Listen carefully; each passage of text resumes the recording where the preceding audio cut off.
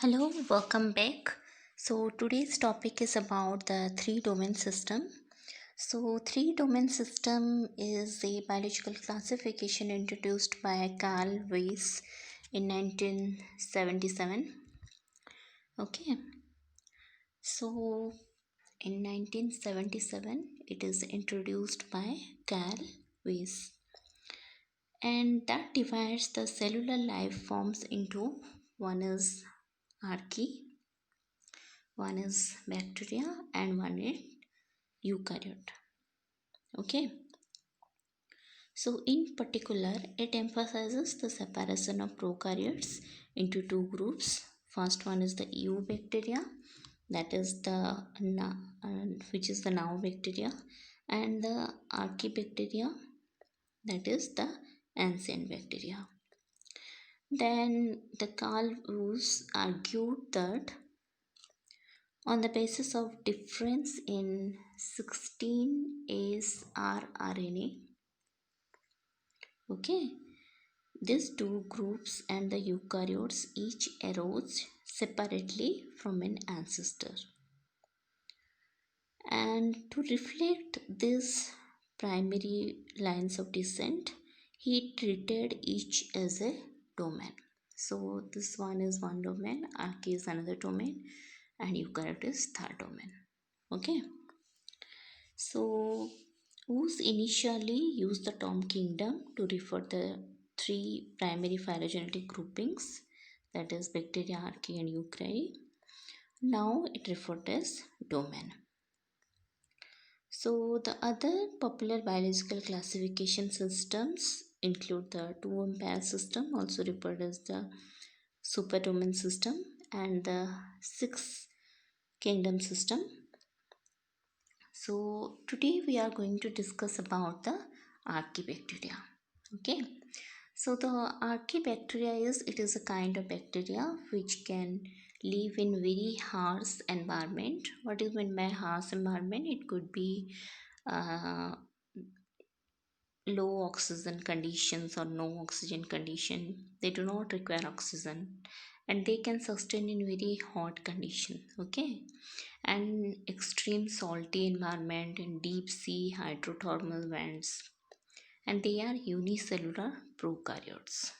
Okay, then next comes, what are the characteristics of Archaebacteria? So first is it can stain with gram positive or gram negative bacteria. Okay, next is the safe is, it is spherical, lobed, spiral, or rod safe. Third point is the multiplication is asexual by binary fission or budding or fragmentation. And it contains the circular DNA. As I said, it is a prokaryotes, so it is contains the circular DNA. And the important point here to note is it lacks the histone protein. Okay.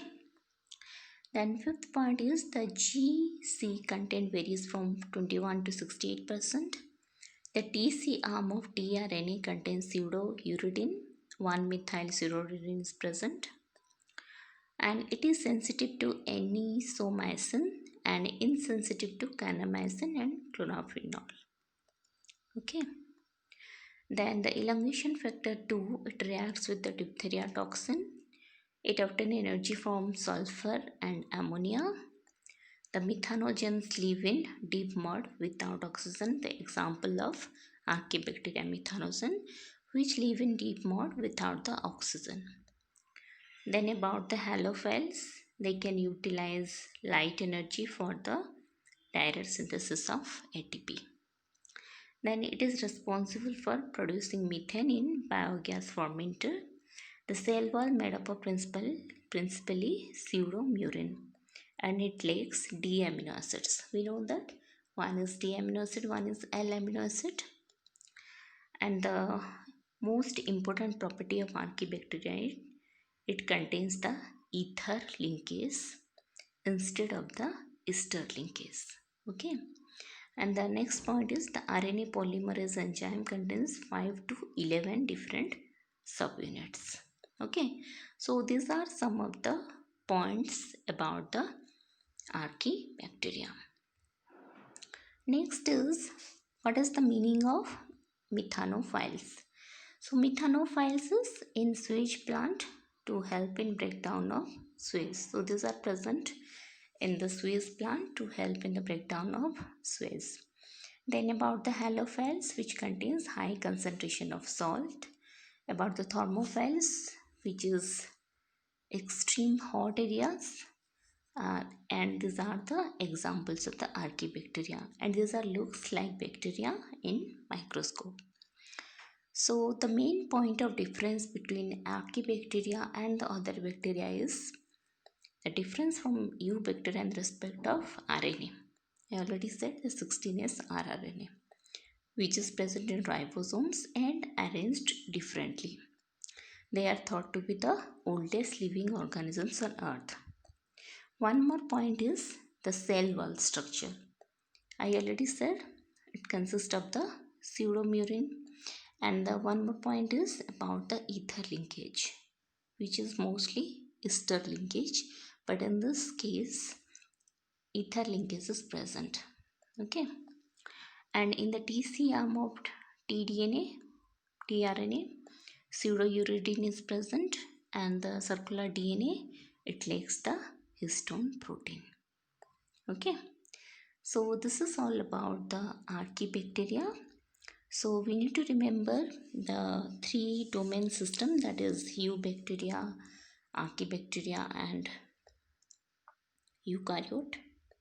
Okay, so Archaebacteria mostly contain the methanogens, the halophiles, and they require mostly, they can survive mostly in very harsh environment. Okay, and they are unicellular prokaryotes. So this is all about the three domain system, and particularly about the Archaebacteria and some of their characteristics and how it differs from the eubacteria. Thank you very much.